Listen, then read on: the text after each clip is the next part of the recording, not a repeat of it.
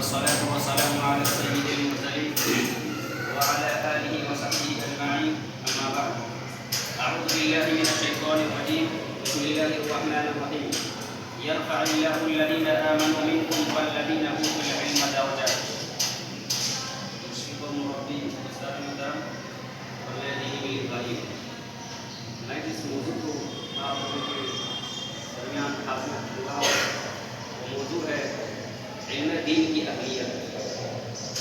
مالک کا فرمان یرفع اللہ الذین آمنوا منکم والذین اوتوا العلم درجات. اللہ تم میں سے ایمان لانے والوں اور جنہیں علم دیا گیا ان کے درجات کو بلند کرے. یہ جو قرآن و حدیث میں علم کی فضیلت بیان کی گئی ہے یہ کس علم کے بارے میں بتایا ہے اور اس کو سمجھ سکتے ہیں. حدیث وعن انس بن مالك رضي الله تعالى عنه قال قال رسول الله صلى الله عليه وسلم طلب العلم فريضة على كل مسلم. رواه الطبراني في المعجم الكبير. حضرت انس بن مالک فرماتے ہیں کہ نبی کریم صلی اللہ علیہ وسلم نے فرمایا علم دین حاصل کرنا ہر مسلم پر چاہے مرد ہو عورت ہو فرض ہے. کسی شخص کو اگر کسی عالم سے قطع یا کوئی برخاش ہو تو اپنے اس بغیض خیال کا اظہار وہ اس طرح کرتا ہے کہ ارے وہ عالم ہے، شیطان تو بہت بڑا عالم تھا، معلم الملکوت تھا. اس طرح ایک ہی جملے میں ارباب علم کی فضیلت پر بڑی ہی چالاکی اور بڑے ہی شاطرانہ انداز میں حادثہ کر دیا.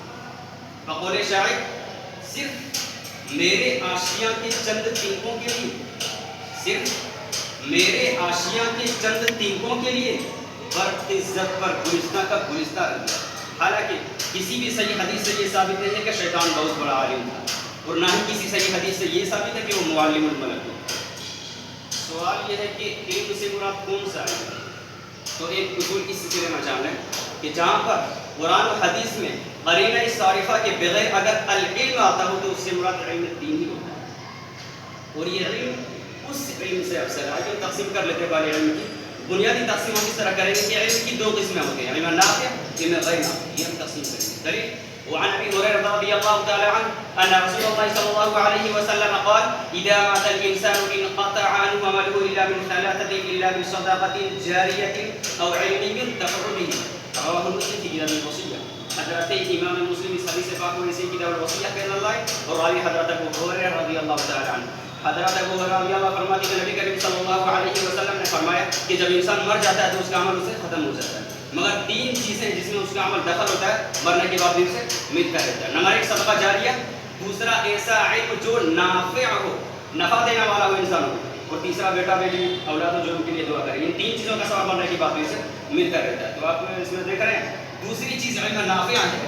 وہ اس میں تقسیم کی گئی علم نافع اور علم غیر نافع. تو علم نافع کے حصول میں ہم آگے بڑھیں گے اور علم غیر نافع سے مطلب کہ پناہ ہم مانگیں گے اے اللہ ایسا علم دینا ہی نہیں جو نفع نہ دے. دلیل وعن ابي هريره رضي الله تعالى عنه قال قال رسول الله صلى الله عليه وسلم اللهم اني اعوذ بك من علم لا ينفع ومن دعاء لا يسمع ومن قلب لا يخشع ومن نفس لا تشبع.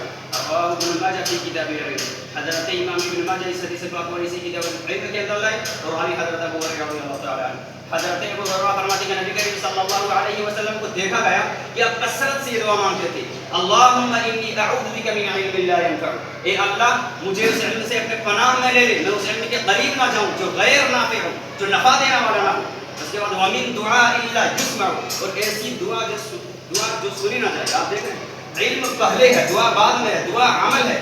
یعنی علم نہ ہو تو عمل ممکن ہی نہیں، اور اگر ممکن بھی ہو تو بے سود ہے. اس لیے علم پہلے لایا گیا، دعا جو عمل ہے اس کے بعد لائی گئی. یعنی ہر عمل کے پہلے علم کا ہونا ضروری ہے. علم کی دو قسمیں علم نافع، علم غیر نافع. علم نافع کی طرف کیجیے، علم غیر نافع سے دور رہیے. اب علم نافع کی بھی دو قسمیں کیجیے. علم نافع جو آخرت کے لیے آپ کی کمائی ہے اس پر زیادہ توجہ، اس پر افضل وہی ہے.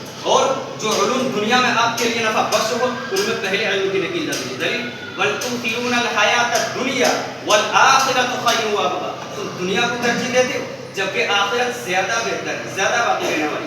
ظاہر ہے کہ وہ بہتر ہے تو تم اس بہتر عالم کے لیے، ان بہترین نعمتوں کے لیے زیادہ علوم کو حاصل کرو گے. تو اس بہتر چیز کو حاصل کرنے میں کام آ سکے. اور آخرت کا علم یہی ہے. قرآن اور حدیث اس وجہ سے آئے کہ یہ بتائے آخرت میں کامیابی ہونے کا اسرار کیا، راز کیا، قرآن اور حدیث نے بتایا. لہٰذا علم نافع میں سب سے زیادہ توجہ کی مسلم دین قرآن اور حدیث، اس کے اوپر زیادہ سے زیادہ توجہ. اس کے بعد دنیا کے علم حاصل کیجیے، اور دنیا کے ہر علم کی ناک میں اس وجہ الہی نکیر ہونا ضروری ہے، ورنہ یہ سارے علوم آپ کے لیے نقصان دہ ہو جائے گا. آخر میں اللہ رب العزت سے دعا کیا پروردگار ہمیں آپ کو تمام مسلمانوں کو علم دین حاصل کرنے اور اس پر عمل کرنے کی توفیق دے. آمین. وآخر دعوانا الحمدللہ رب العالمین. السلام علیکم ورحمۃ اللہ.